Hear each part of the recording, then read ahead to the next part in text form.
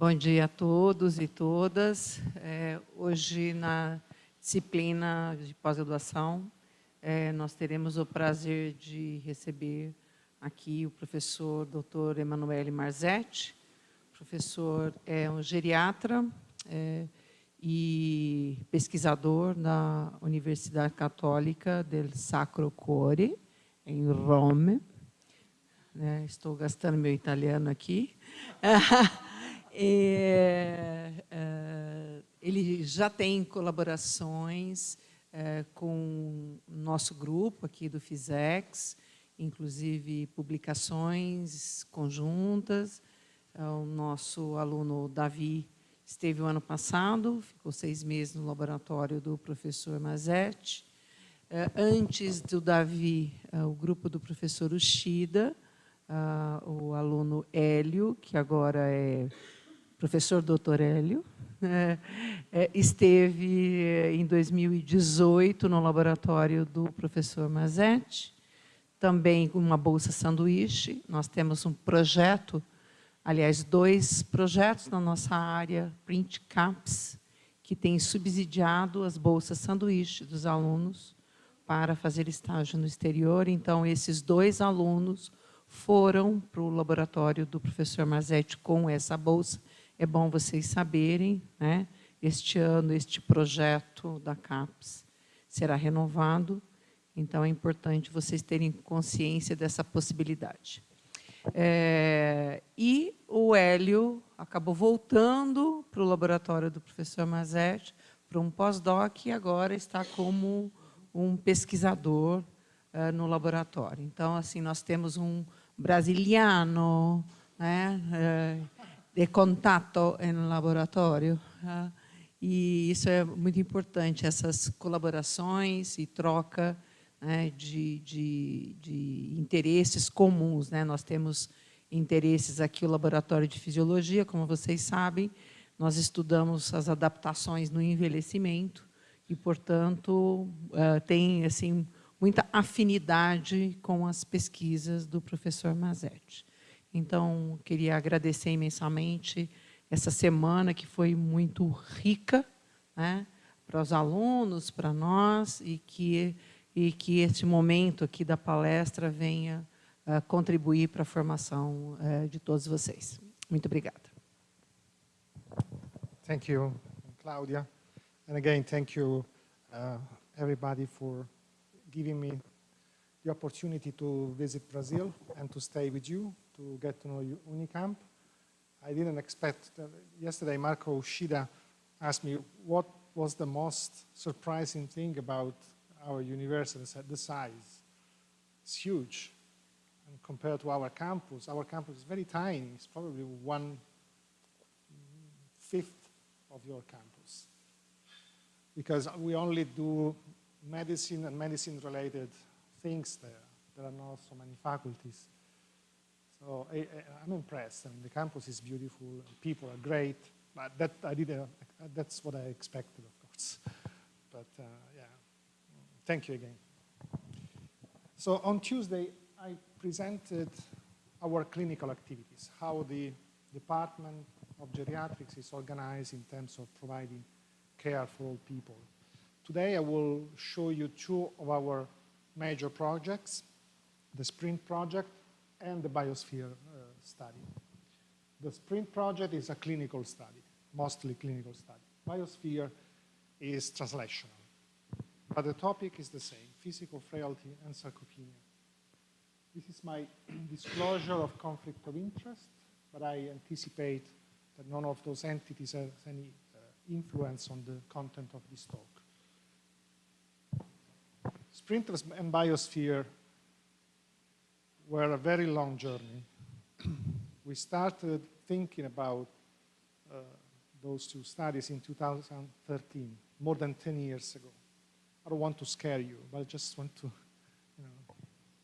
to get you prepared to the fact that if you want to run high-quality study, then you need to think carefully on the design, on possible problems, issues, unexpected difficulties, and so you need to plan very carefully because it takes a long time. The good side is that once you have the databases coming from those studies, you can live on those data forever, basically. So you don't need to actually run additional study. We do run additional studies for fun, but we could live on those data forever. So we started in July 2013, and I'll show you later why July. This is the main concept underlying our research. And this is the concept of modern geriatric medicine.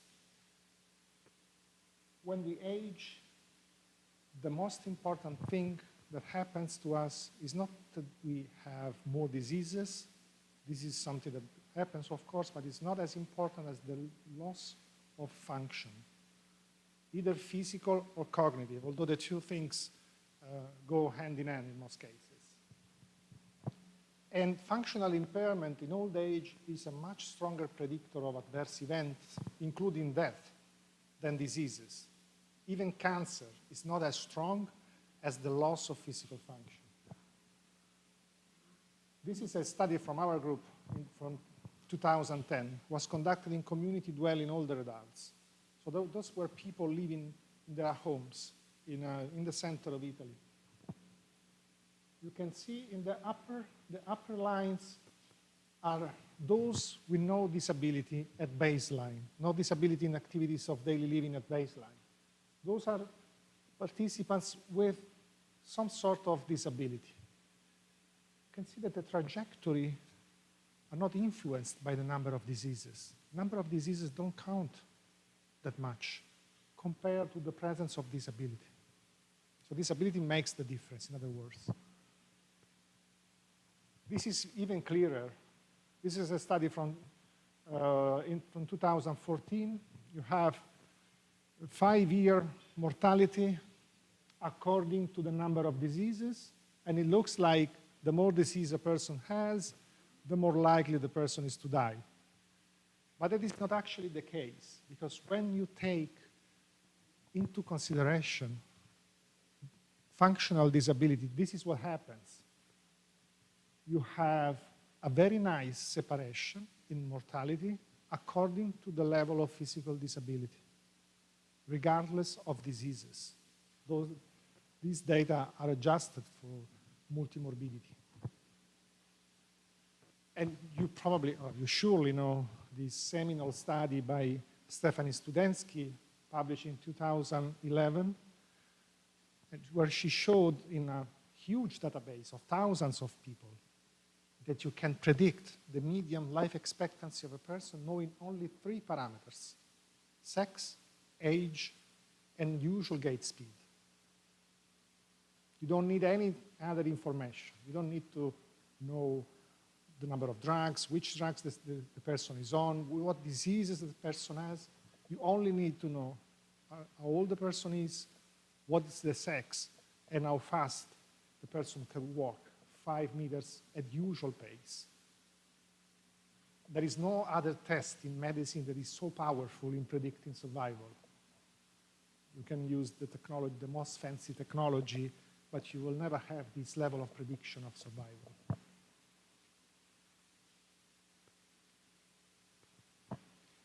But when I presented this data to the cardiology department, I'm a consultant for cardiologists, and I wanted to convince them that ejection fraction and New York Heart Association class are not the main parameters to consider in an old patient.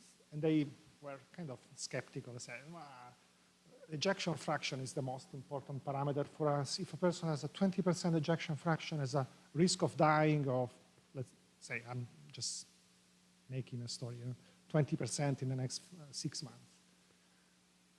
And I show them that's not the case. Now they are in agreement with me, but it took me a while to convince them that in older adults, ejection fraction is one single parameter that does not capture the complexity of the clinical condition.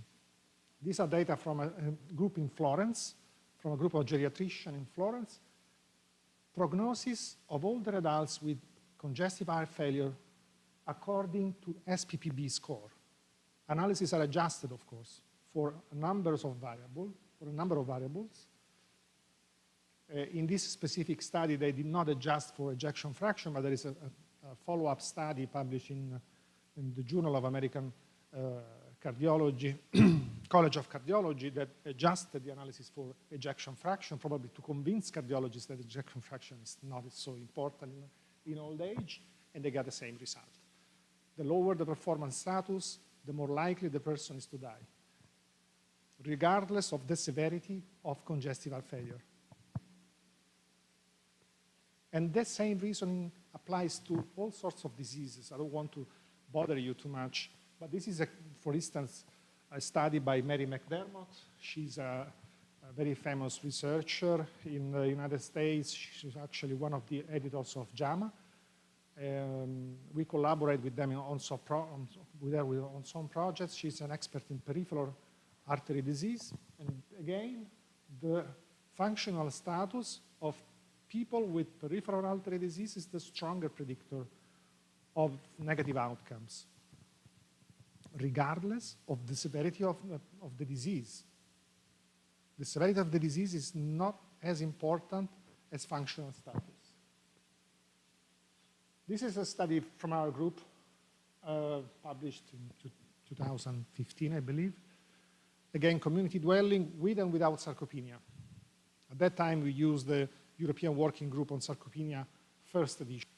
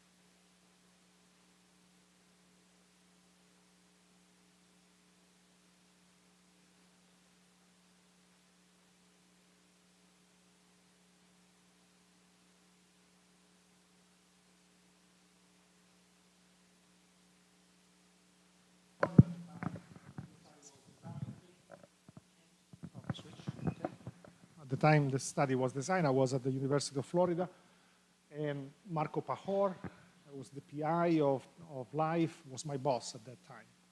So I had the chance to learn something that I didn't know, because I was a young doctor at that time, and I thought the diseases were the most important thing to deal for medicine.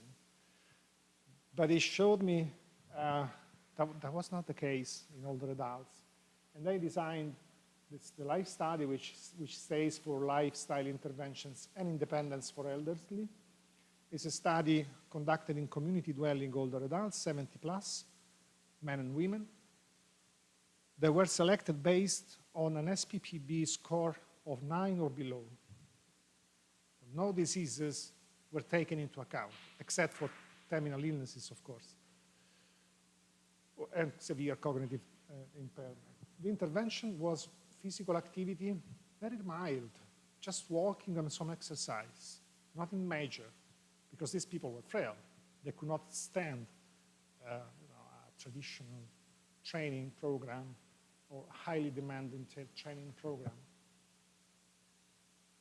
So they enrolled 1,635 older adults who were not physically active at baseline, age 70 to 89 years, with physical limitations that were defined by a score on the SPPB or 9 or below, but still able to walk independently for 100 meters.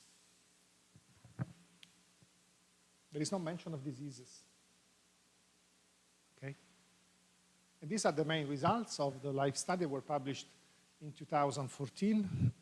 At the time these results were released, we were designing the SPRINTT study. So I flew to Orlando, where the data were shown for the first time. It wasn't a very adventurous trip. I went back and forth in 2 days. I was young at that time. Yeah, I wanted to talk to Marco about these results because we were designing the SPRINTT study to apply for funding, so I wanted to have first-hand information on how to improve the design of our study. And those are the main findings of the life study. After a median follow-up of 2.6 years, the risk of mobility disability was significantly reduced in the people, in the participants who were randomized to the physical activity intervention compared to a successful aging control intervention. And the difference between the two groups was even greater for persistent mobility disability, which was defined as the inability to do the test, the 400-meter walk test, on 2 consecutive occasions. So in both cases, the intervention was superior to the control intervention. But Marco told me we were lucky, because if you look at the significance, it's just, it's very close to being non-significant.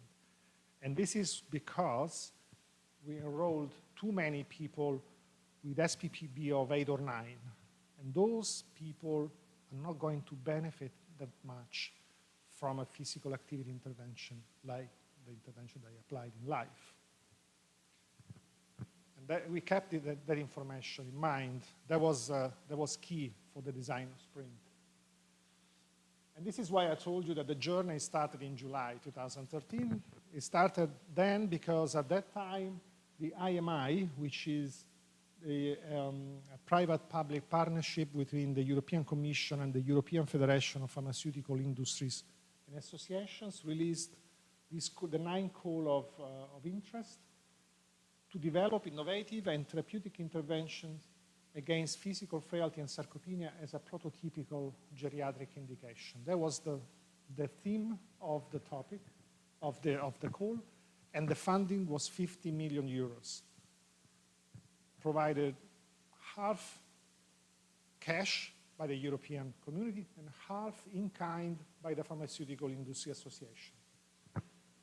The final budget was actually higher because we applied for additional funding. It's really expensive to run these kind of studies. These were the objectives of SPRINTT: provide a clear operationalization of the condition of physical frailty and sarcopenia, identify a target population with unmet medical needs, at risk of disability, of course, evaluate the effectiveness of a multi-component intervention against mobility disability in the target population, and finally, identify and validate diagnostic and prognostic biomarkers for the condition of interest.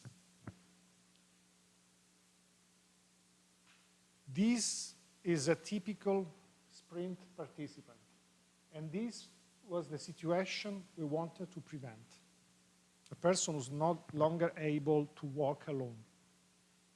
So we targeted a population who was very close to be disabled, with clear mobility limitations, but not so severe to prevent the person to walk alone. So we focused on the 2 conditions of physical frailty and sarcopenia because they have, regardless of the operational definitions that you use, and then we'll get to that later, are characterized by a unique core, which is physical function impairment, regardless of the definition that you use. And if you do not intervene, these 2 conditions progress until disability and eventually death. What is the problem with frailty and sarcopenia? It's the number of operational definitions that is available. At present, we have more than 50 validated operational definitions of frailty. And that's a big, big problem. because these operational definitions, of course, do not identify the same population. There are differences, sometimes big differences between the definitions, and it is impossible to intervene against a condition if you do not know whether a person has that condition or not. Okay? This is, you know, the traditional frailty phenotype. This is the first operational definition of frailty, released in 2001 and was published by Linda Fried. 5 predefined parameters. Okay? And this is the result of the other giant of frailty, Kenneth Rockwood, with the deficit accumulation model.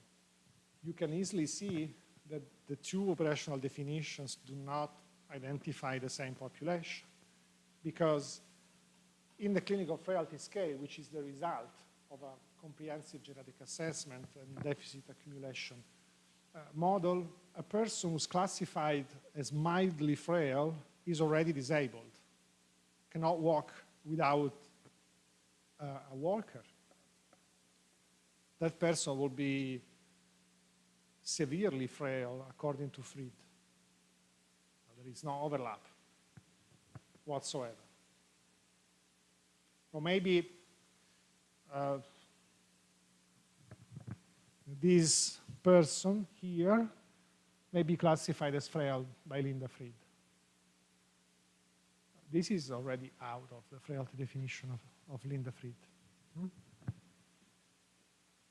But in 2001, when Linda Fried published the operational definition, she identified already at that time sarcopenia as a major component of the circle of frailty. She identified the skeletal muscle as a possible target organ for intervening against physical frailty. So this was our proposal. We published this paper in 2014. Sarcopenia and physical frailty were seen as the 2 sides of a same coin. Why that? Because they share a common clinical picture, which is characterized by muscle weakness, slow gait speed, and poor balance. Those are the 3 key elements of frailty and sarcopenia, regardless of the operational definition that you use. And by doing that reasoning, we were envisioning frailty as the clinical manifestation of sarcopenia. In other words, sarcopenia would be the biological substratum for physical frailty. And we published this theoretical construct in 2015.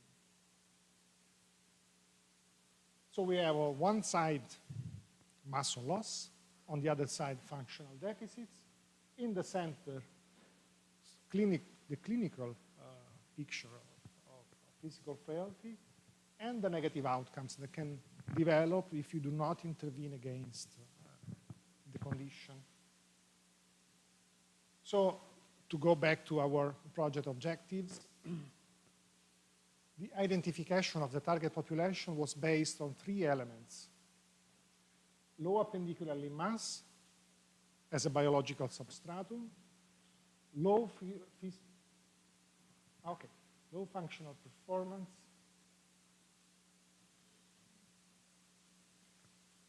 measured through the SPPB, and keeping in mind the experience of the life study, the target population was selected to have an SPPB score between 3 and 7, okay? Because we knew from the life study that those with an SPPB higher than 7 were less likely to respond. An absence of major mobility disability. In other words, these people needed to be able to walk independently for 100 meters. And the reason why we chose this parameter is explained later. Nevertheless, we wanted to explore the condition of physical frailty and sarcopenia also in those with SPPB 8 or 9. Although we did not expect to see much benefit, we still wanted to characterize this small segment of of the spectrum of physical frailty and sarcopenia. So we enrolled in the trial 300 older adults with sarcopenia and SPPB score between 8 and 9 for exploratory reasons. Oops. Mm-hmm.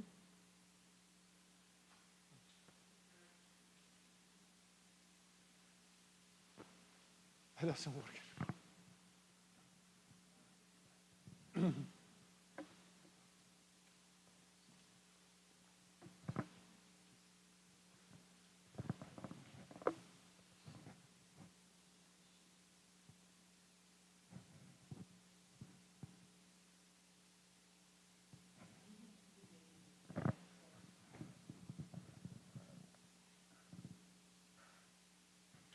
Now you may wonder why we excluded those with an SPPB below 3. Those people were not excluded in life, in principle, although they excluded them. Thank you.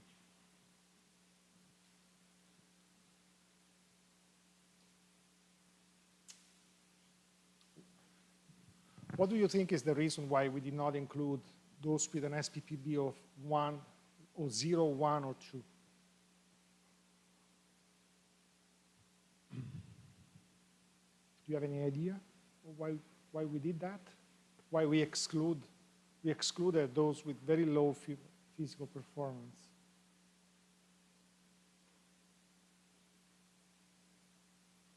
No ideas?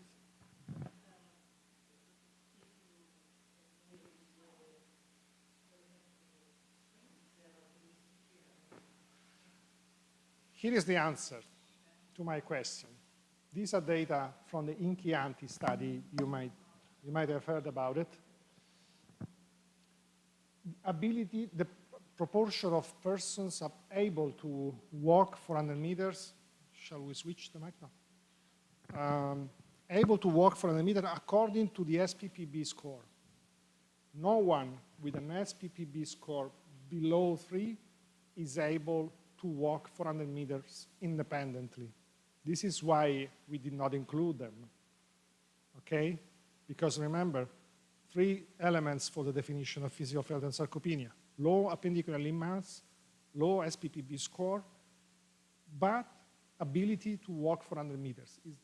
The condition is a pre-disability syndrome because we wanted to prevent disability. So we did not want to enroll people who are already disabled, because that would be a completely different study. That would be a rehab study. That was a prevention study. And the reason why we did not include those with SPPB 11, 10, 11, or 12 is explained in this next slide. The risk of losing the ability over the follow-up of those with SPPB values between 10 and 12 is very, very low. These people are less likely to develop mobility disability in the mid-term. These are always data from the Inchianti study.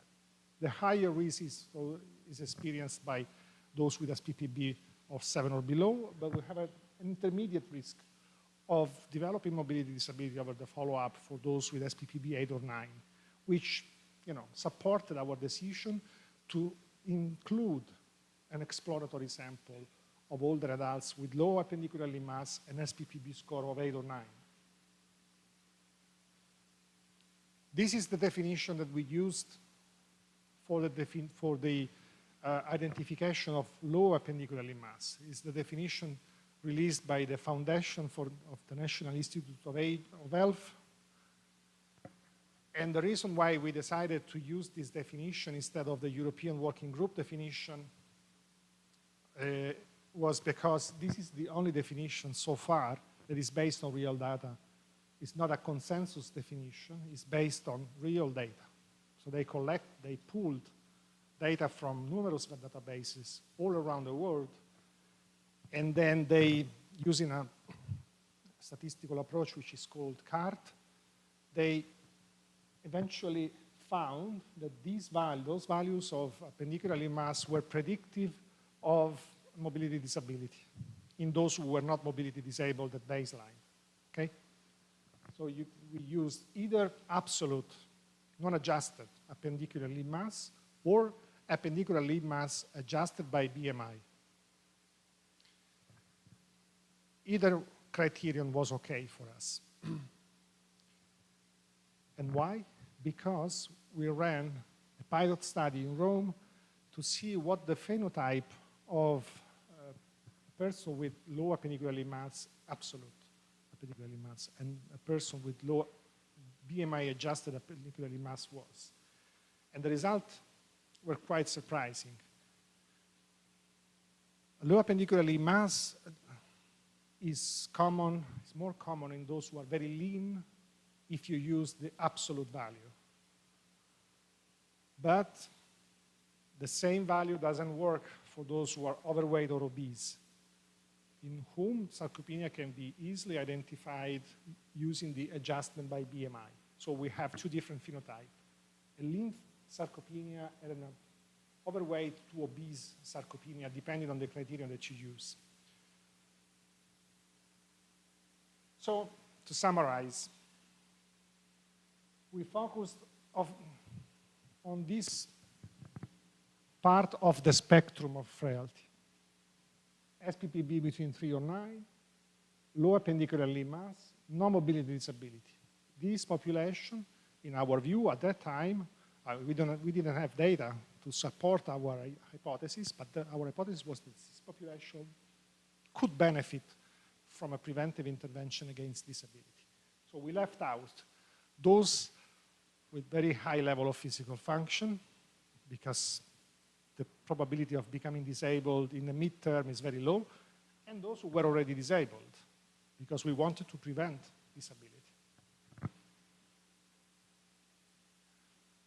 Primary outcome of the study, 400-meter walk test. Why we chose this outcome as the primary outcome of a big trial? Because the 400-meter walk test is commonly used to assess disability, mobility disability in older adults in epidemiological study, either objectively measured or self-reported. In the United States, they used a quarter of mile. Can you walk a quarter of mile? And that's self-reported, okay? And this is the distance that is believed to be necessary to be independent outside the house, to use public transport, to cross the street, to go to the grocery store. People unable to walk 400 meters independently or walking 400 meters in more than 15 minutes are disabled. So why? Because those who walk the distance in more than 15 minutes have a pace of 0.45 meters per second. These people will never be able to cross the street without being run over, okay? Inability to complete the 400-meter walk test is associated with negative outcomes and higher healthcare costs. An average older adult can cover the distance in approximately 6 minutes. This is why the 400-meter walk test and the 6-minute walk test are similar. The main difference between these two tests is that the 6-minute walk test is a maximal test. People are requested to walk at the fastest pace.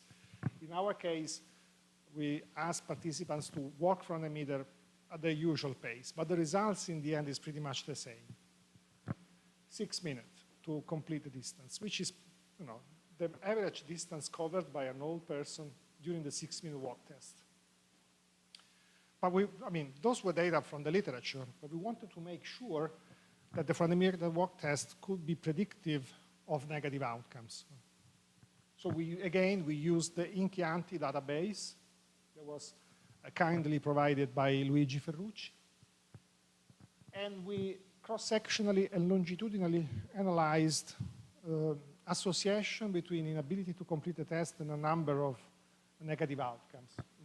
For instance, we ran a cross-sectional analysis to see whether inability to complete the test was associated with ADL, IADL disability, number of diseases and medications. After adjusting for multiple potential confounders, the inability to complete the test was indeed associated with those variables.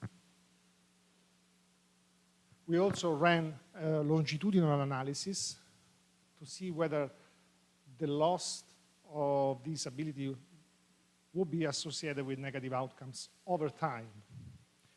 And people who are mobility disabled or are unable to complete the fundamental work test are more likely to die. The risk of dying is higher after adjusting again for multiple potential confounders, and more likely to lose their independence in ADL and IADL. So we collected all this information, and we flew to London because the European Medicines Agency at that time, it was not a Brexit at that time, and the agency was based in London because we wanted our condition to be endorsed by the European Medicines Agency to make it a true disease. You know, if you don't have a disease in medicine, you can't develop treatment. First, you need to make the point that the disease exists, and then you can apply for funding to show that the disease is treatable, or the complications are preventable, and so on. So we flew to London, and during a so-called scientific advice procedure, we explained our reasoning, our hypothesis, our operationalization of the condition of interest, and we obtained their endorsement. So the condition was endorsed by the European Medicines Agency, and the agency also endorsed the focus of a clinical trial on function rather than a disease. And this is a revolution because European Medicines Agency, as the name says, is an agency that regulates the use of drugs. So we went to them and say, drugs are not needed in these people, at least now, because there are no drugs that work. And we want to focus on function rather than a traditional disease.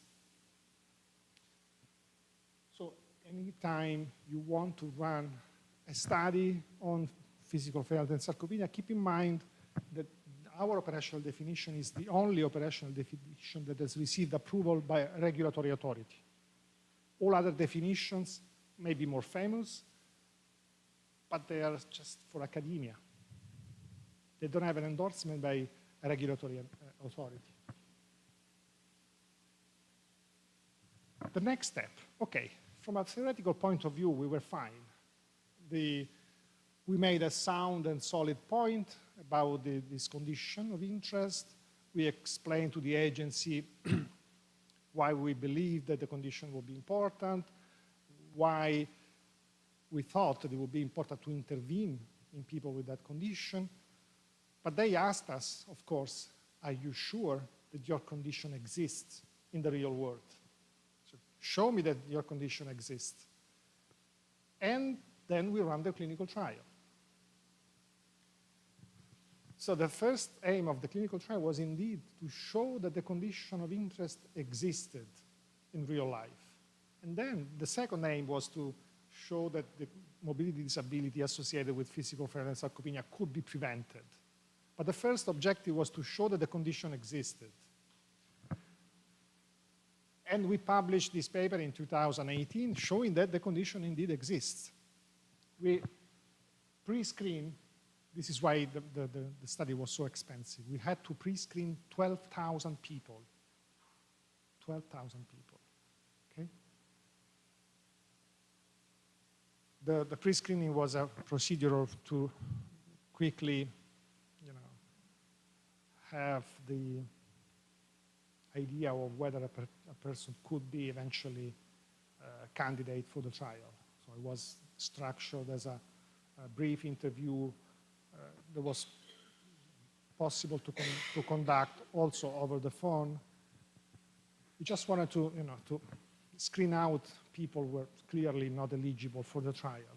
But nevertheless, we ended up with 6,710 possible candidates, and they underwent a full screening. Again, this is why we had to invest so much money in the study, 6,700. And eventually, we ended up with 1,566 eligible participants. I forgot to tell you that our power analysis showed us that we needed approximately 1,500 persons to have the power for the clinical trial. So we wanted to be safer, and we enrolled a little more than 105,000. No, the population was enriched with those with SPPB 327, 80% versus 20% of SPPB 8 or 9. So the condition of interest exists. We were relieved, of course. So we sent an email to EMA, said, yes, the condition exists, and these are the data that support the existence of the condition that you approved. But now I show you the characteristics of these people. This is very interesting. First of all, okay, in the end, we randomized 15, 19 participants. Approximately 40 of them declined to participate. 80% with SPPB 327, 20% with SPPB 8 or 9. Translated in number, 1,200 older adults with SPPB 327 and 300, more or less, 8 or 9. And these are the characteristics of this participant. In this table, the characteristics are shown by randomization group, multi-component intervention, and healthy aging, lifestyle, education. The mean age was approximately 79 years. The majority was female. This is normal. Okay, 70% of participants were female. But look at the BMI. The average BMI was above 28. So these people were overweight. Actually, more than 30% of them were obese. And this is important for you, probably.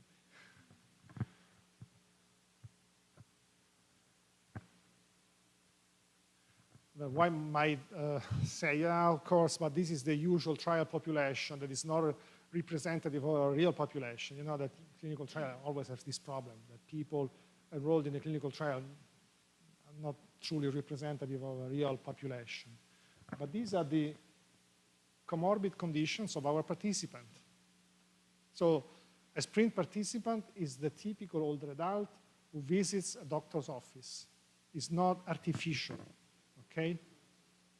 The prevalence of osteoarthritis was above 75%. Approximately 70% of participants had some sort of cardiovascular problem. Diabetes 20%, which is exactly the prevalence of diabetes in the general population. More than 40% of participants had fallen in the previous year. And more than 50% of them were taking 5 or more medications, were on polypharmacy, as we say in geriatrics. So these are, you know, again, typical older adults that are seen in doctor's office. Not an artificial population. The only artificial thing is the cognition. These people were cognitively intact, but there was a request, you know, to participate in such a long program. They had to be cognitively healthy. And these people were randomized in 2 arms, the multi-component intervention, which was based on physical activity.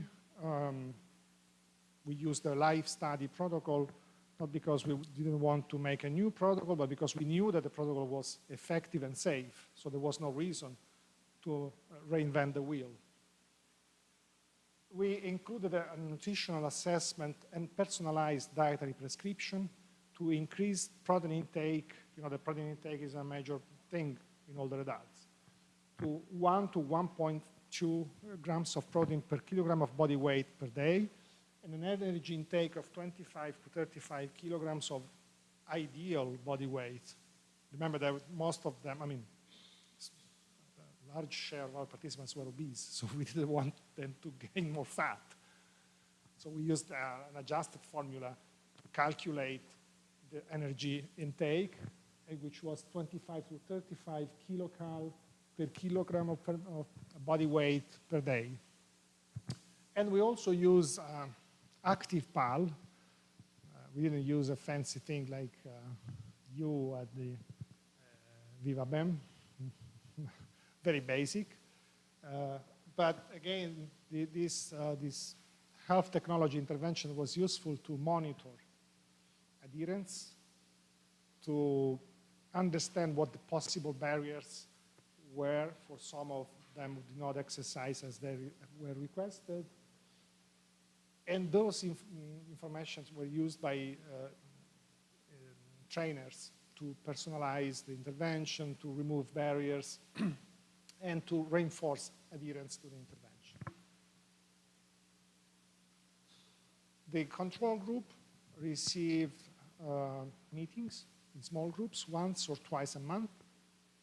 The meetings lasted for approximately 1 hour, and the topics were chosen among subjects of possible interest to older adults. So we discussed vaccination, constipation, that you know that it's a big thing for older adults, cybersecurity, personal safety, sleeping problems, healthy diet, and so on. So all topics that might help people live better. Depression, yes, of course. Mood disorders, yeah. Anxiety, all sorts of things. We needed to be very creative because the trial lasted for 36 months, and they met once a month, which means 36 months, 36 times, 36 different topics. So we had to be very creative.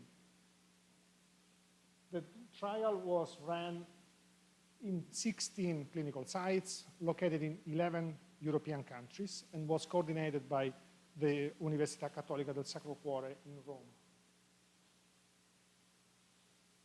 Another point that we needed to address is whether the intervention would be feasible for this population. It was quite frail, right? 92% of participants attended at least one physical activity session. 70% of physical activity classes that were offered to participants were attended. And this is a typical outdoor class in Rome. You can see exercises are very easy, nothing major, no equipment needed. Chair stand, mosquito.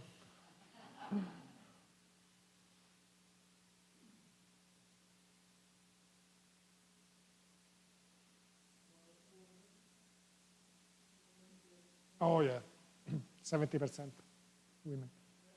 And at the end of each class, we had some sort of social event. This occasion, we had a watermelon. You know, Roman people are obsessed with watermelon. I don't know why. I don't like it. But watermelon is a big, big thing in Rome.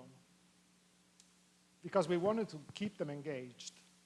We knew that we weren't demanding a lot from frail older adults who had never exercised in their life before. So we wanted to keep them engaged and to enjoy the program. SPRINTT participants increased protein intake, and the energy balance was improved by the intervention. And then, of course, we had data on efficacy and safety. At that point, we needed to publish this data. And we, after a lot of brainstorming, we decided that the British Medical Journal could be a good target for our study. And this is why we chose to publish in the British Medical Journal. It was quite a long process because the BM for clinical trial, there are a lot of information requested, especially for clinical trials without drugs. Because clinical trials are usually run with drugs. And most of the forms are not suitable for intervention on lifestyle. So it was a long process, lots of paperwork. But in the end, we managed to have the study published.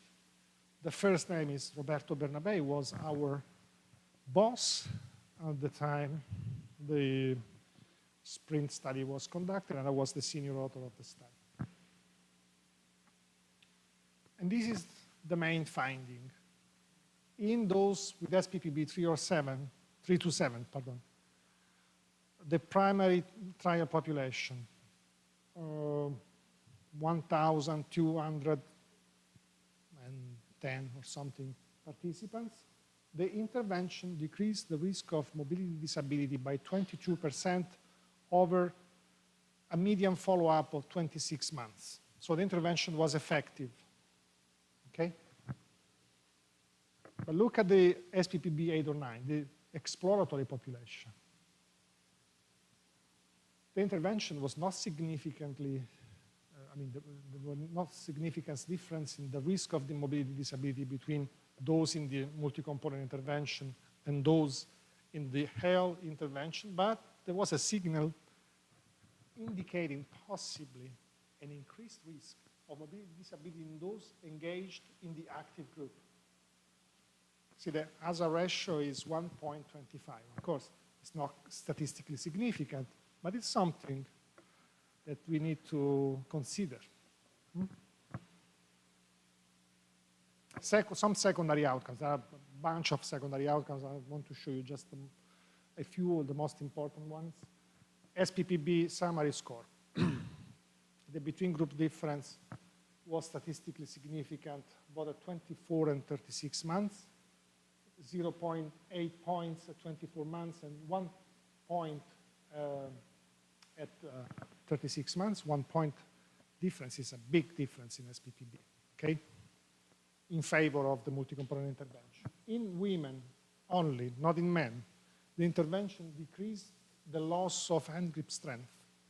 Both groups lost some strength, but the loss was greater in those in the control group.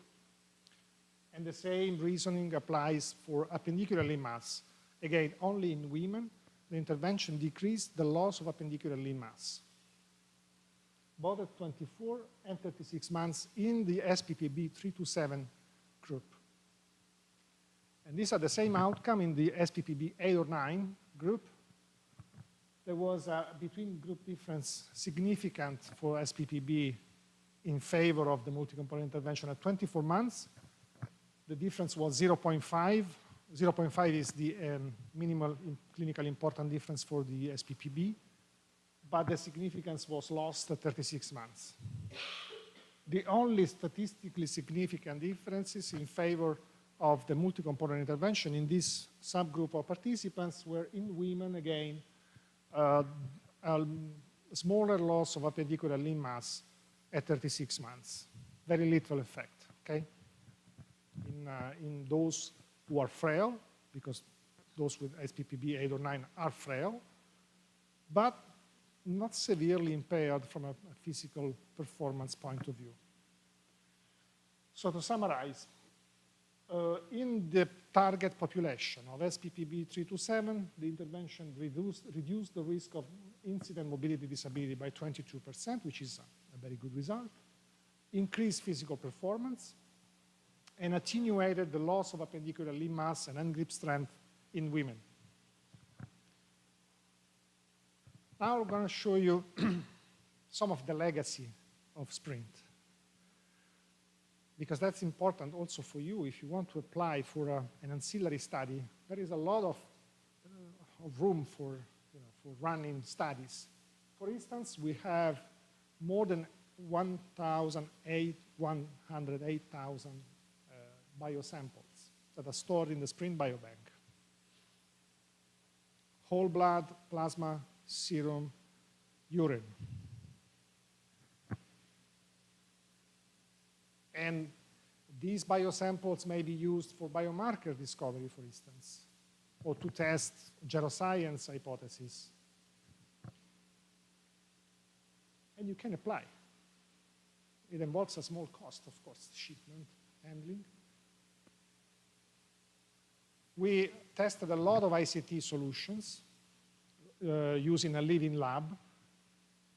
For instance, we tested what we call the clinical knowledge hub, a user-friendly interface to access all information about single participants, specific clinical site, specific parameters, and to monitor adherence, deviations, side effects, unexpected events, and so on. So it was a very useful interface. We tested a robot called Now to coach participants in some activities, and a tablet application with a virtual agent, again, to provide advice to these people, support, frequently asked questions, and so on. We produced several booklets that are freely available. I'm not sure they were translated in Portuguese, to provide hints to older adults on how to improve their lifestyle and how to reduce the risk of mobility disability. The intervention was very enjoyable, and most of our participants, including those who were randomized initially in the control group, wanted to keep exercising after the trial. So we had some funding that we saved from the trial, and we we renewed the contract for the exercise trainers. This is a class during the pandemic, for instance, during the lockdown. But they're still exercising. Every time I go to work, I see them in the lobby of our geriatric center with the gym suit with SPRINTT. And so it's so nice. So to summarize the main findings of SPRINTT and why we believe that SPRINTT was an important study. In older adults with SPPB below 8, 3 to 7, the presence of low appendicular limb mass, regardless of the criterion used to classify a low appendicular limb mass, identify a subset of older adults at high risk of mobility disability. Why this risk was high? Because in the general population of older adults 70 plus in the US and Europe, the prevalence of mobility disability is only 13%. In SPRINTT, over 36 months of follow-up, approximately 50% of participants developed mobility disability.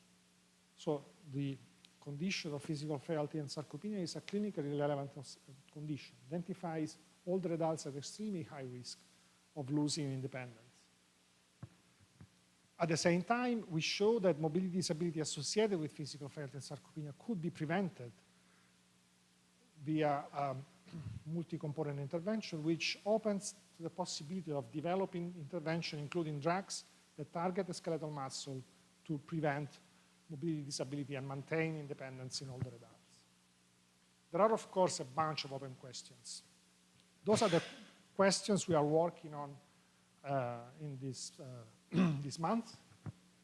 What are the factors that identify responders and non-responders to the intervention? The paper is almost ready. I mean, actually it is ready and will be submitted in the next few days.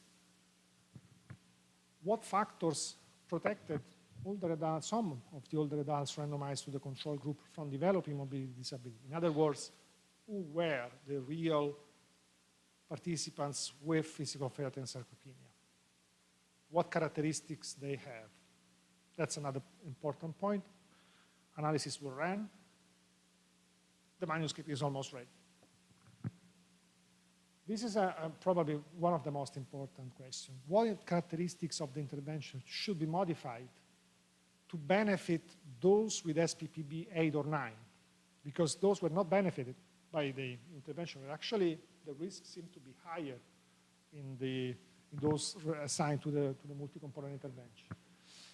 And lastly, are there measurable biomarkers that allow identification of older adults with physical frailty and sarcopenia at risk of mobility disability and monitor their functional trajectory and their response to interventions? Okay, so those are the open questions that we are working on these days. But the biomarker point brings me to the next part of my talk. First of all, what a biomarker, probably everybody knows what a biomarker is. It's a specific characteristic that is measured objectively as an indicator of normal biological process, pathogenic process response to an intervention or exposure, including a medical intervention. We work with biomarkers on a daily basis. In medicine, you can't work without biomarkers, okay? There are risk biomarkers that identify people at risk of a specific condition. Let's say, I made the example of the breast cancer genes that predict the risk of breast cancer in women. Diagnostic biomarkers, the most common is blood glucose to diagnose diabetes. That's the first biomarker, actually, that was developed in the history, during history. Or glycated hemoglobin to make a diagnosis of diabetes. That's a biomarker, okay? Or blood pressure.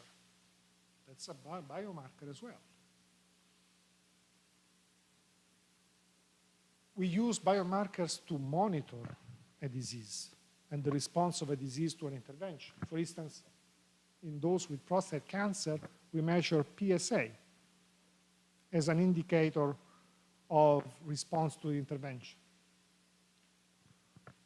We use predictive biomarkers to predict the risk, let's say, of recurrence of a disease.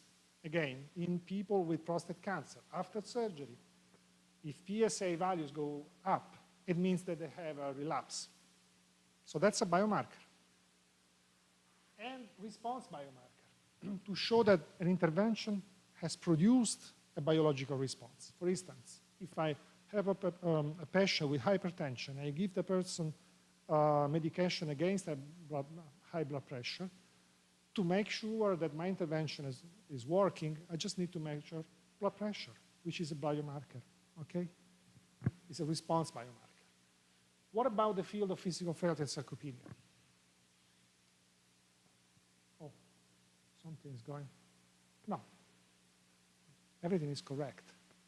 There are no biomarkers, okay? We're still waiting for biomarkers. There are no risk biomarkers, diagnostic biomarkers, monitoring biomarkers, and so on. And why is that? Well, first of all, and this is, in my view, is the most important problem, is the existence of multiple operational definitions for both frailty and sarcopenia. Those conditions are, of course, complex. So it is not easy to find biomarkers for very complex conditions, multifactorial conditions.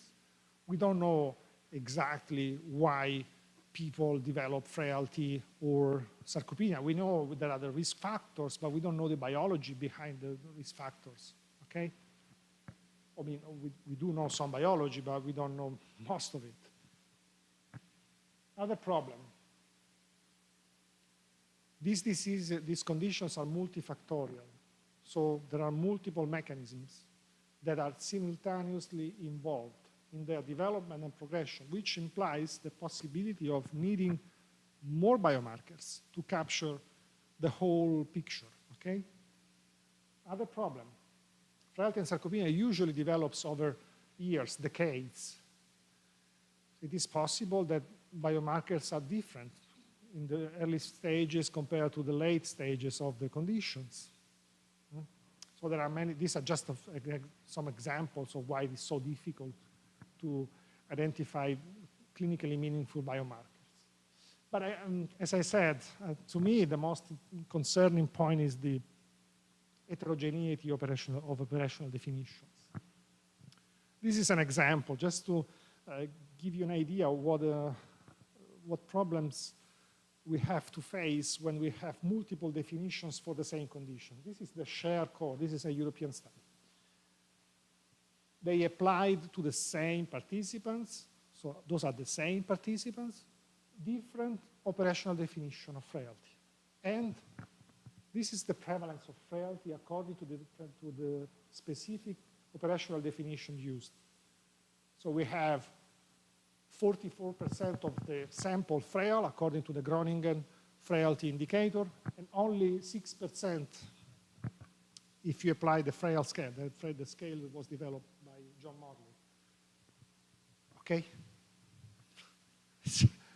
It's a big problem, okay?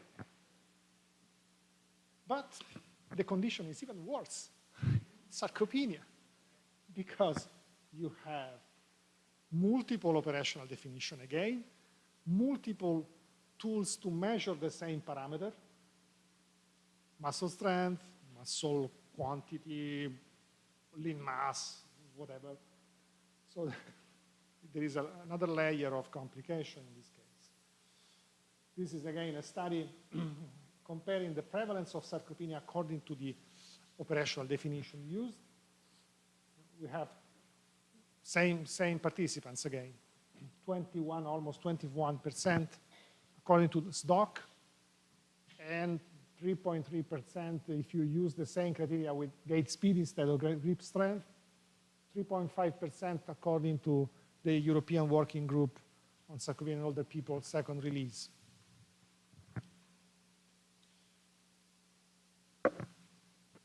This is the DO-ELF study.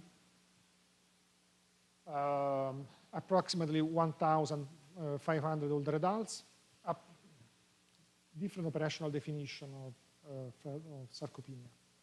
Prevalence ranging from 17% to 0.7%. So now, how can you develop a biomarker against something that you didn't even know if the person has it? Okay. So what was our approach with BIOSPHERE? Our approach was to use the operational definition that we developed for SPRINTT. So, again, the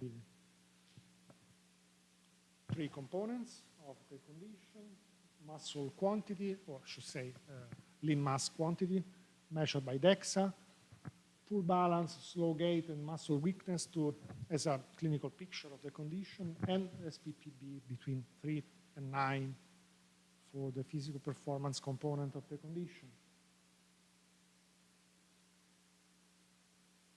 This is the method paper where we explain the rationale and methodology used in BIOSPHERE. There was a case control study designed to develop and validate a biomarker discovery approach for physical frailty and sarcopenia using a multi-marker paradigm instead of a single marker paradigm. These are the characteristics of the population. It was a case control study, so we had 100 people with physical frailty and sarcopenia and 100 people without physical frailty and sarcopenia.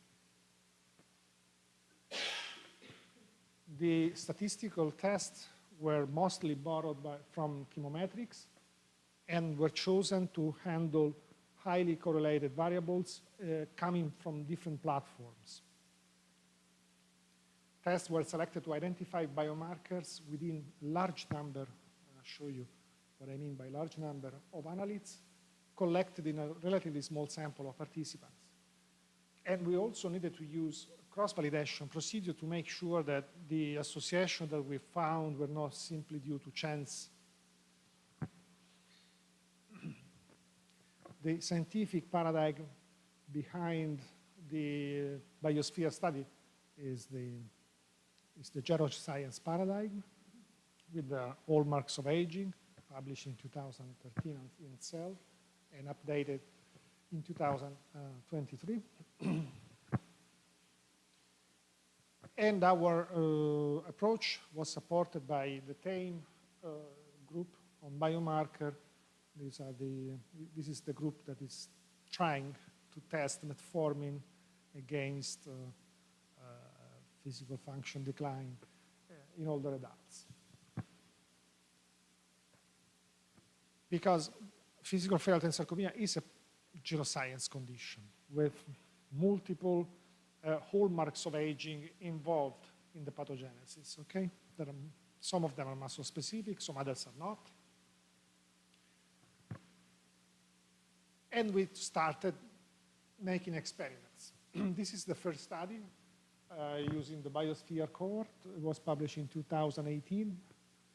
We measure the serum concentration of 37 amino acids and derivatives using mass spectrometry.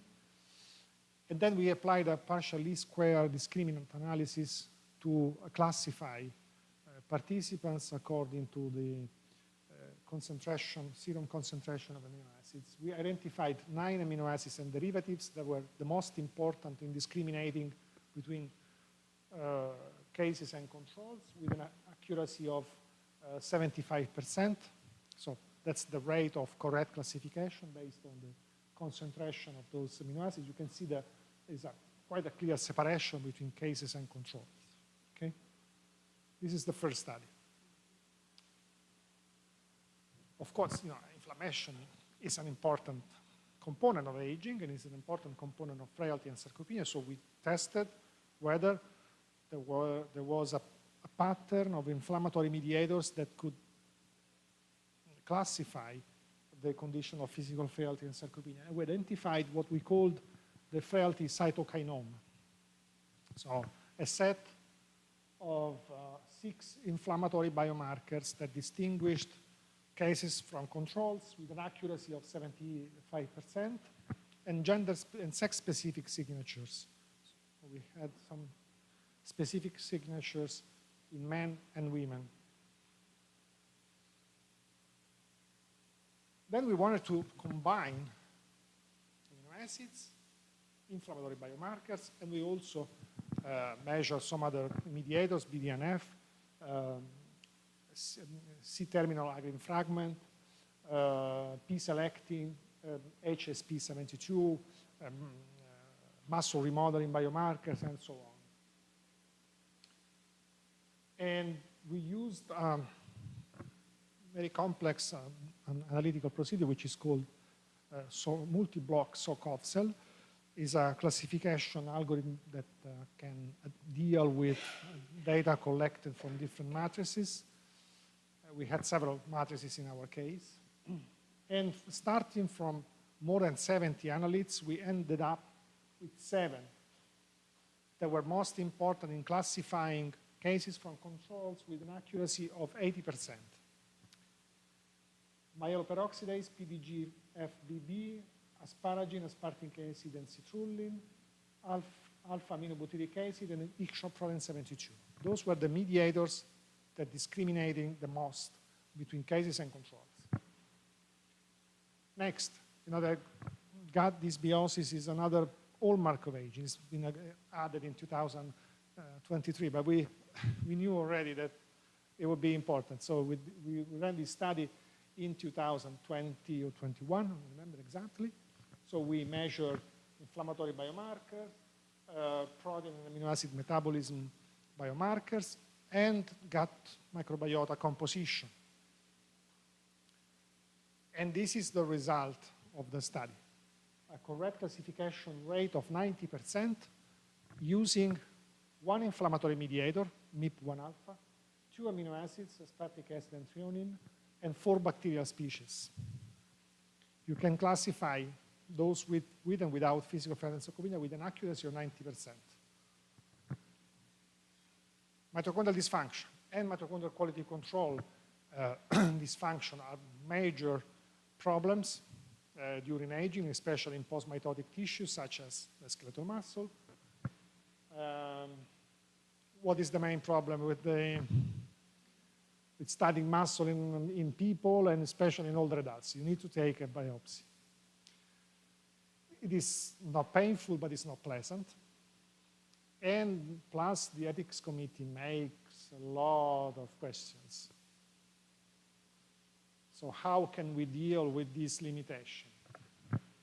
We can do that by measuring circulating mitochondrial-derived vesicles. If a mitochondrion is damaged, but it still has membranous potential, it is not eliminated entirely. But But only damaged components are eliminated. They are engulfed into vesicles that are released in the extracellular space where they can be measured. These are called mitochondrial-derived vesicles. The procedure for their isolation and purification is very labor-intensive, very complex. But once you master the protocol, you can get very pure preparation and you can do a lot of fancy things. So this is the first study where we measured mitochondrial-derived vesicles and their contents in older adults with and without physical frailty and sarcopenia. We made sure that the preparation was pure by electron microscopy. And then we measured the content of these vesicles. We focused on specific components of the electron transport chain.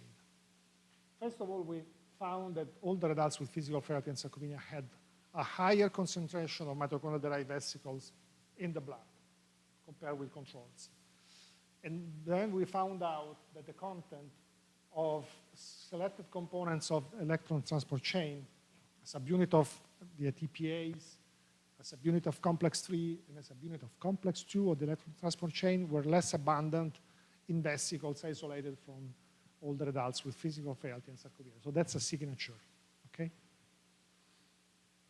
So again, first we wanted to have a proof of concept, and then we went back to our model, and we ran a study where we measured amino acids, inflammatory mediators, mitochondrial-derived vesicles and their content. We applied a Sokov cell analytical approach, and we found that 2 amino acids, phosphoethanolamine and tryptophan, 2 inflammatory mediators, interleukin-1 receptor antagonist, and MIP-1 beta, and 1 component of the electron transport chain contained within mitochondrial vesicles and DAF-S3, were able to discriminate cases from controls with an 80% accuracy rate. Senescence. Some of you are interested in senescence. We are not so good in that. But nevertheless, we know that senescence is a big thing now, and there are a lot of potential drugs that can be used to get rid of senescent cells and get rid of SASP, most of all. So we ran a BIOSPHERE exploratory study in the same cohort of participants. We measured senescence-related markers, interleukin-1 beta, interleukin-6, TNF-alpha, activin A, ICAM-1, serpin E1, TIMP-1, GFAP, GDF-15, and FGF-21. We found that the correlations between these biomarkers were different in cases and controls. So the network was disrupted in those with a condition of interest. And then we, again, applied a partial least square discriminant analysis approach and found that 5 senescence-related markers, GFAP, ICAM-1, TIMP-1, IL-6, and TNF-alpha, were able to classify correctly 74% of participants. Last, this is the mid-frail study. I don't know how many of you know this about this study. It's an important study that was run in Europe and now is scaling up in Latin America with the acronym of DIAFRAIL-LATAM. The principal investigator is a Spanish professor, Leocardo Rodriguez Mañas. The co-principal investigator for the specific study was Professor Alan Sinclair from the UK. Both of them, by the way, were members of the SPRINTT consortium. It was a phase 2B randomized clinical trial that evaluated the effectiveness of a multimodal intervention involving physical exercise in frail or pre-frail older adults with type 2 diabetes. The primary outcome was the prevention of functional limitation, measured by the SPPB. These are the characteristics of the population at baseline. again, a real-world population, not an artificial population. And these are the main results. The intervention was able to increase the SPPB score compared with the usual care by 0.85 points above the threshold of 0.5, which is the minimal important difference for the SPPB. Within the mid-frail study, we were the leader of the metabofrail sub-study.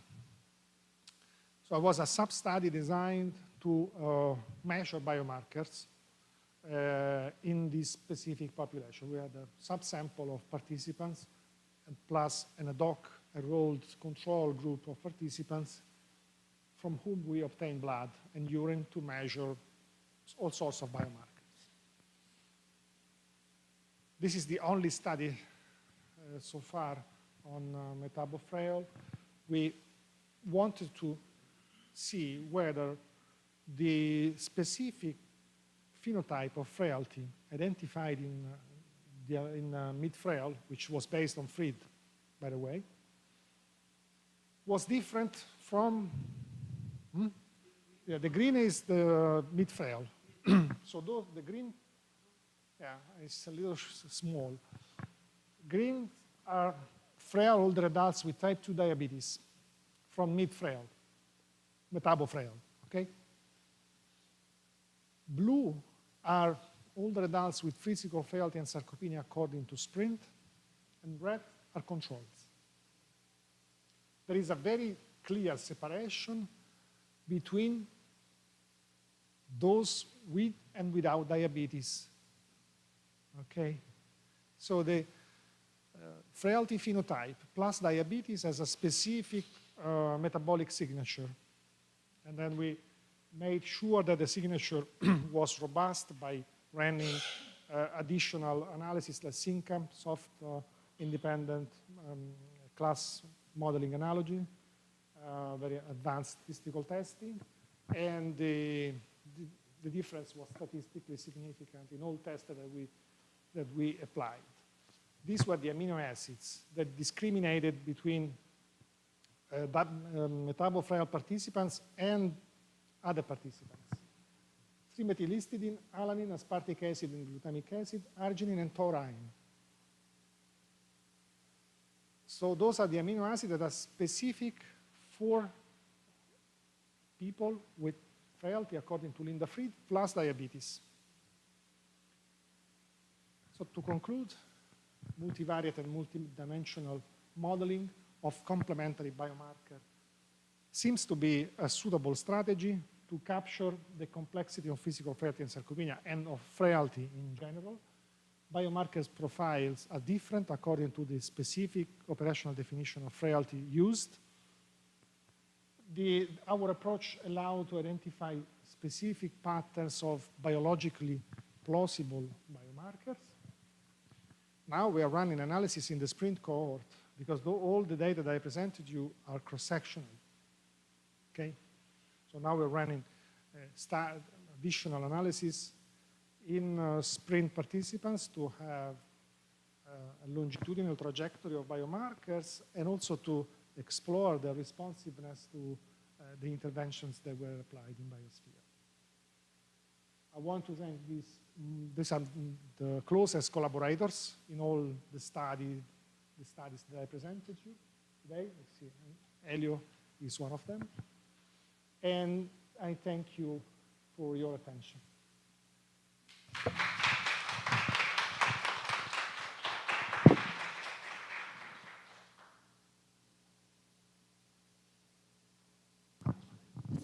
Thank you very much for conference. It's very, very interesting. I have many questions, but I'd like, if possible, 2 questions, please. No? I start. And the VIP project didn't saw difference in the appendicular mass between pre-frail to frail participants, only robust to frail. and it's a main important marker to sarcopenia. What do you think about this not difference entre pre-frail and frail? I think most of the times where we do not see differences between groups that are obviously different is because of a methodology problem. DEXA is considered to be, I mean, mistakenly the gold standard. It's not the gold standard at all. DEXA overestimates limb mass a lot. The gold standard is magnetic resonance imaging, but it's not doable on a large scale. Or D3 creatine. The D3 creatine that was developed by Bill Evans. Those methods are very accurate. You know that most people who claim to be expert in sarcopenia, and they make me mad. They say, muscle mass doesn't count. Muscle mass is not important. Those researchers have never seen a patient in their lives. That's why they say that muscle mass is not important. How can you say that muscle mass is not important? It is not important because we do not know how to measure it accurately. There are studies now showing that measuring muscle mass using the D3 creatine method allows you to obtain indications on risk of mobility disability, falls, mortality. So the problem is how we measure it. Yeah. Okay. And thank you. Other question is about histidine. It's in my project to Renata and metabolomic, I saw the histidine decrease in obesity, diabetes. Now it's considered one marker to obesity. Is the same result in frail groups.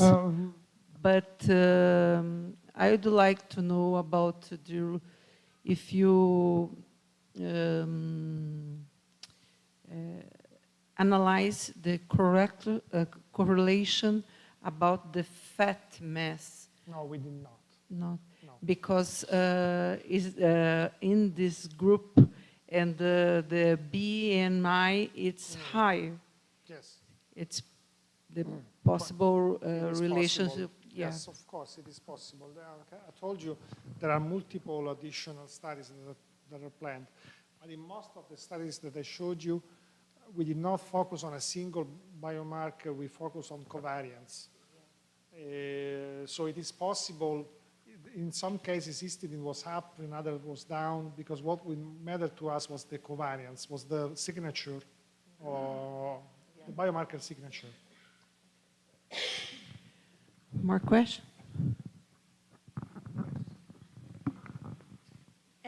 I have a question about the protein consumption, because you showed that these patients have increased, and I want to know about how you and your researchers do that, because we know that it's really difficult to these people reach the 1 or 1.5 grams per day. So the nutritional intervention in SPRINTT was not based on the prescription of a standardized diet.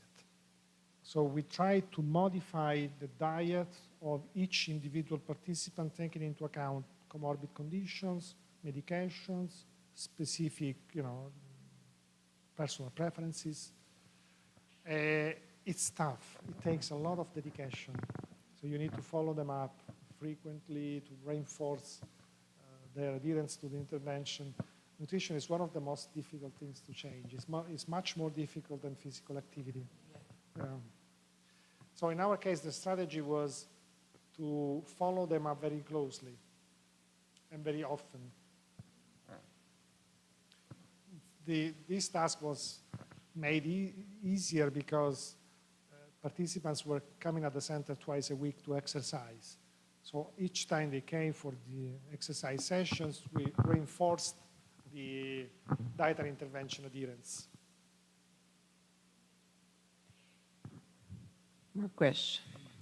22% has diabetes and probably use metformin. Yes, some of them. I think the most. Yeah, most of them. but metformin is anti-inflammatory drugs. And analyze the relationship and the results and cluster. This is a study. Because in my project to obesity and diabetes type 2, don't have a difference in the obesity without comorbidity, with obesity with diabetes type 2, with metformin drugs. And probably the metformin reduces inflammatory. Yes, it does, definitely. This is another study that it is in the pipeline. But again, this database is accessible. It's not my private database. I have the database, but it's not mine. So if you have an idea, and you want to run an ancillary study, you just submit your proposal to me and my collaborators, and we'll grant approval, and you will have access to the data. Include the metformin is anti-aging today. Yeah, including. We can't do everything by our own. It's impossible. And the question, and what do you think about the relationship gut and muscle? The relationship?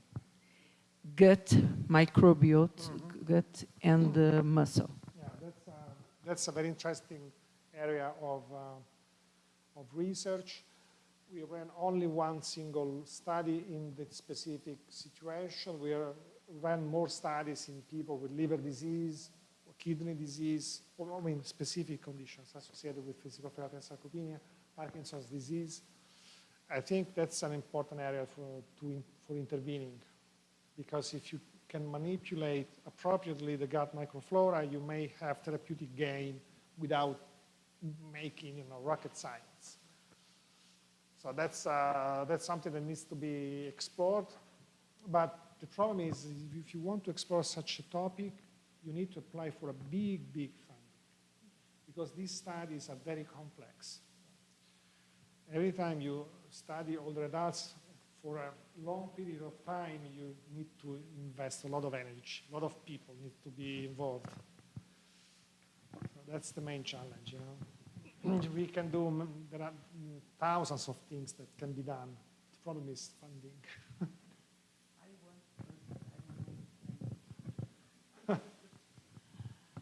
Also, the analysis of gut microflora is quite expensive.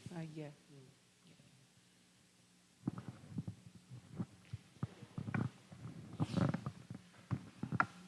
Firstly, I want to congratulate you for the presentation, and I want to know more about how do you and your group managing the training load in the time of the intervention? Because one thing is caught my attention is the group is more capable to work, the 8 for up in the scale, doesn't has great improvement in a lot of the markers you showed for us. We use the rate of perceived exertion to tailor the exercises and the program to each participant over time. So we had some predefined threshold for endurance and strength training exercises, and we use that one. You need to make your protocol feasible. That's the important thing. Otherwise, you cannot engage people for 36 months. If the protocol is too demanding, which is the usual case in exercise intervention for sarcopenia. This beautiful intervention that lasts for 12 weeks. But they cannot be extended for longer time because people do not simply cannot stand it for longer time. So the intervention that we applied was relatively simple, but it was feasible. We wanted to make sure that these people could keep exercising for months, for years actually. And the dropout rate was very low. So this is why, for you that are an exercise physiologist, it might seem like a very simple basic protocol, but the protocol is simple, not because we didn't want to make it difficult, but because we wanted to make it feasible. So it depends on the length of your intervention, on the target population, how the population is in terms of familiarity with exercising, in terms of baseline physical function, and in terms of length of intervention. A short intervention needs to be done with high load, otherwise you won't see any difference. But a long intervention like ours can be done with a relatively mild protocol over time. But you saw that in the 8 or 9 group, the protocol didn't work. I know why, but I can't tell you because the paper is not published yet. I know what the problem was. I can tell you that the problem is easily fixable, also in that specific population. Thanks, Professor.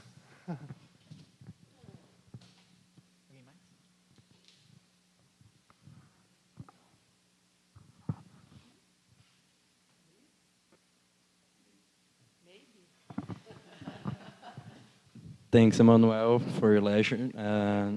I have a question now about money, since you target that. Money. What? I don't have money. No, yeah, but how did you guys had to lead, had to deal with the money aspect when implementing the studies? And how is it related to feasibility and cost effectiveness? I don't know if you guys explore any variables about that. Yeah, we did. Yeah. The cost effectiveness study is underway. So you say how we dealt with the funding during the study, how we distributed the funding across the study sites? Yeah. Did you guys implement the study in a public hospital, in a public facility, or more in private ones? Public. Public? Yes. Okay. The main cost was personnel, as always, you know. Yeah. Because you need to hire exercise trainers, dietitians that are dedicated only to that specific task. Medical doctors that visit participants, that keep an eye on them, that are there in case of an adverse event.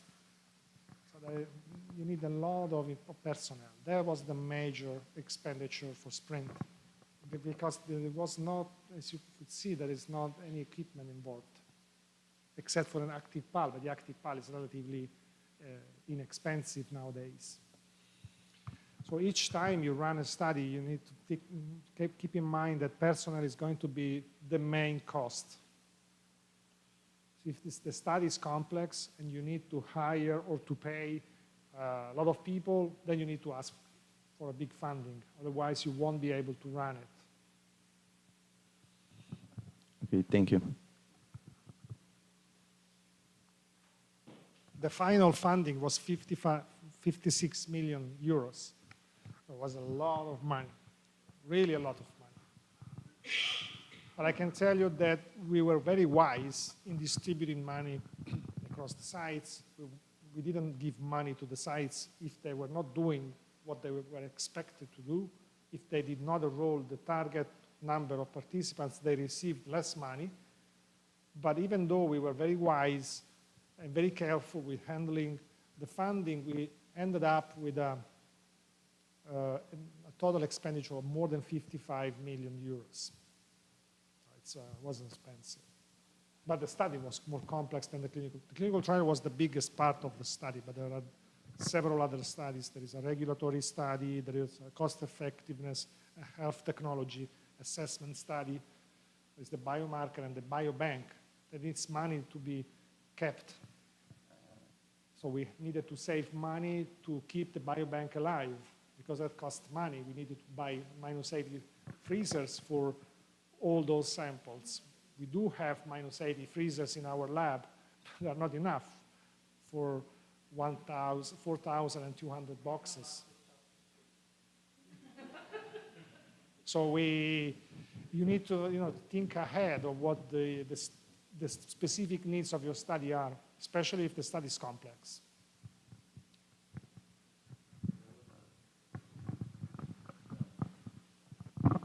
you talked about the acceptability of patients, and what about the acceptability of institutions? How many did you offer to apply the study? How many accepted? And it was not a matter of acceptance rate. It was a matter of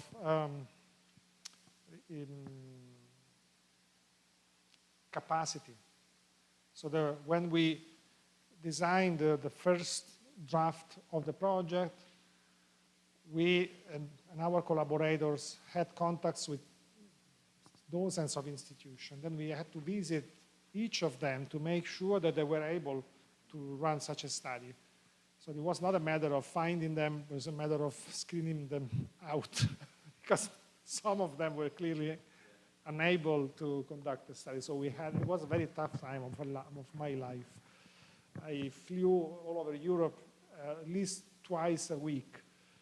It was highly demanding on a personal level as well. So we went to each site, each candidate site, to see whether they had the spaces, personnel, expertise, energy, proactivity to run the study.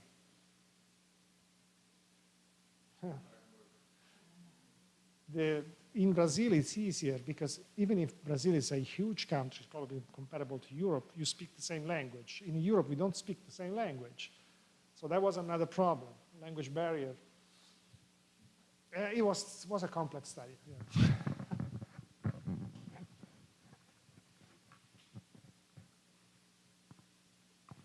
Thank you very much. No, thank you. And this moment, this visit, this change idea, the problems, and the passion. Thank you very much. Thank you. And I expect to visit. Yeah. And again, the database is available. Okay, it's not private. It's public. It's open to the scientific community as long as you apply for a proposal. You need to write a short proposal. We don't want any money, of course. Say, I want to analyze this and that. These are the expected results. And the database is open.